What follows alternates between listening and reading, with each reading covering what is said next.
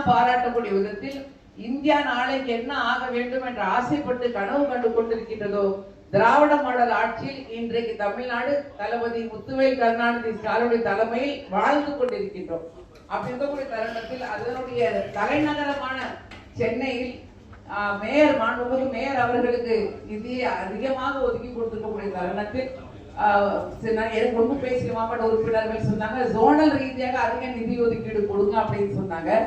நாங்களும் அதை வலியுறுத்தி இந்திய முஸ்லீம் லீகின் சார்பாக அத்தனை மாவட்ட உறுப்பினர்களின் சார்பாக எல்லாருக்கும் நீங்க 1 கோடி நிதி ஒதுக்கீடு செய்வீர்கள் என்ற நம்பிக்கையையும் இங்கே பதிவு செய்கின்றேன். அதை நீங்கள் நிறைவேற்றி தருவீர்கள் என்று கூறியதோடு, இன்றைய கோரிக்கைகள்ல பல பேர் பேர் வைக்கணும், சாலைகளுக்கு பேர் வைக்கணும் அப்படின்னு சொன்னாங்க. சில மாதங்களுக்கு முன்னால் நான் என் சார்பாகவும் எங்கள் பேர் இயக்கம் இந்திய முஸ்லீம் லீகின் சார்பாகவும் கோரிக்கை வச்சோம். எப்படி சென்னை சென்ட்ரலுக்கு டாக்டர் எம்ஜி ராமச்சந்திரன் என்ற பெயரில் ரயில்வே ஸ்டேஷன் பெயர் வச்சாங்களோ, எழும்பூரில் இருக்கக்கூடிய ரயில் நிலையத்திற்கு முத்தமிழ் அறிஞர் டாக்டர் கலைஞருடைய பெயரை சூட்ட வேண்டும் என்று நாங்கள் கோரிக்கை வைத்திருந்தோம். அதை நாங்கள் வாயிலாக அரசாங்கத்துக்கு தெரிவித்து ஆவணம் செய்ய வேண்டும் என்று கேட்கக்கூடிய தருணத்தில் அண்ணன் ஜீவன் அவர்கள் பேசுறது போல கமர்ஷியல் காம்ப்ளெக்ஸ், அதே போல கம்யூனிட்டி சென்டர் எங்க வார்டுல இல்ல. இது உங்களுக்கு ரெவென்யூ இன்க்ரீஸ் பண்ணி கொடுக்கக்கூடிய ப்ராஜெக்ட்.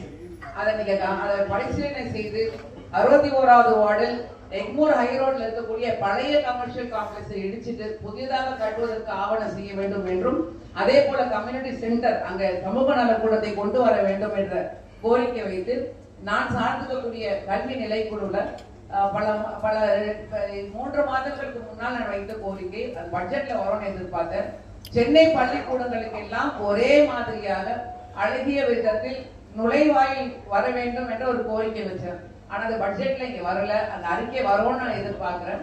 ஏன்னா எல்லாருக்கும் ஒரு யூனிஃபார்மாக ஒரு என்ட்ரன்ஸ் ஆர்ச் அல்லது ஒரு கவர்ச்சிகரமான பெயர் பலகையை போடுறீர்கள் என்றால் நம்முடைய சென்னை மாநகராட்சி பள்ளிக்கூடங்களுக்கு ஒரு அழகிய வரவேற்பு தரக்கூடிய விதத்திலும், மாணவர்களுக்கு ஒரு கான்பிடன்ஸ் உத்வேகம் தரக்கூடிய விதத்திலும் அமையும்.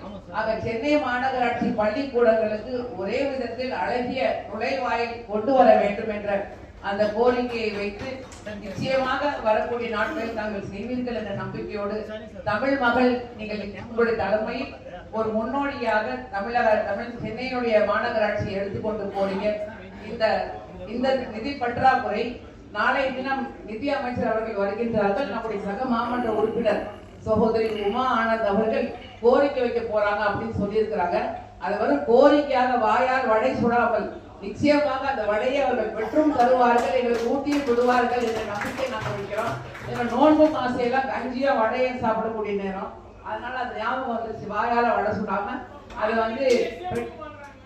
என்னமா அதனால நாளைக்கு வாங்கி தரேன்னு சொல்லியிருக்கிறாங்க. அப்படி இருந்தது என்றால் இந்திய முஸ்லீம் லீகின் சார்பாக பாஜகவுடைய மாமன்ற உறுப்பினருக்கு தனிப்பட்ட ரீதியாக பாராட்டு விழாவை நாங்கள் நடத்துவோம் என்றும் இங்கே கூறிக்கொண்டு, தமிழக முஸ்லிம்களின் சார்பாக தாங்கள் வாயிலாக நம்முடைய தங்க தளபதி முத்துவேல் கருணாநிதி ஸ்டாலின் அவர்களுக்கும் நம்முடைய துணை முதல் அவர்களுக்கும் கடந்த மாதம் நோன்பு ஆரம்பித்த உடனேயே முதல் முறையாக 65 கோடி நிதி ஒதுக்கீடு செய்து சென்னை விமான நிலையத்திற்கு அருகே நங்கநல்லூரில் ஹஜ் இல்லத்தை கட்டியதற்கான வேண்டிய அறிவிப்பை வழங்கிய அவர்களுக்கு என்னுடைய மனமார்ந்த நன்றியை இந்த ரமலான் மாதத்தில் ஈத் முபாரக் என்று சொல்லக்கூடிய இந்த நேரத்தில் அவர்களுக்கு எங்களுடைய மனமார்ந்த வாழ்த்துக்களை தாங்கள் வாயிலாக தெரிவித்துக் கொண்டு மனமார்ந்த பாராட்டுகளை இந்திய முஸ்லிம் லீகின் சார்பாக பதிவு செய்து விடைபெறுகிறேன். மிக்க நன்றி.